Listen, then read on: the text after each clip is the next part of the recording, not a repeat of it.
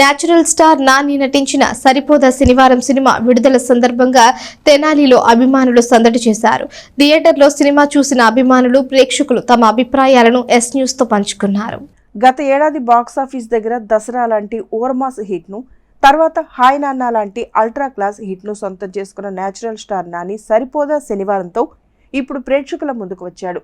వివేక్ ఆత్రేయ దర్శకత్వంలో DVV entertainments బ్యానర్పై తెరకెక్కిన సరిపోదా శనివారం సినిమా గురువారం గ్రాండ్గా రిలీజ్ అయింది.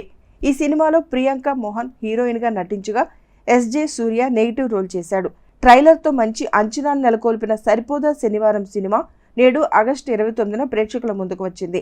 ఇక తెనాలిలో ఉదయం 7:30 గంటలకి మొదటి షోగా పడగా థియేటర్ల వద్ద హీరో నాని అభిమానుల సందడి నెలకొంది. పట్టణంలోని లక్ష్మీ థియేటర్ వద్ద ఉదయం నుండే సరిపోదా శనివారం హంగామా కనిపిస్తోంది. మాస్ యాక్షన్ కథాంశంతో తెరకెక్కించిన ఈ సినిమా ఎలా ఉంది, థియేటర్లో సినిమా చూసిన ప్రేక్షకులు ఏం చెప్తున్నారనేది వారి మాటల్లోనే తెలుసుకుందాం. సినిమా యావరేజ్ అన్న, చూడడానికి యావరేజ్ ఉంది, కొంచెం లెంత్ ఎక్కువ అనిపించింది. ఎస్జే సూర్య యాక్టింగ్ బాగుంది. నాని కొంచెం తేలిపోయినట్టు అనిపించింది ఎస్జే సూర్య ముందు. Cinema super, content super. First half అయితే అసలు మామూలుగా ఉండదు. Climax fight, interval fight super, చించేసాడు.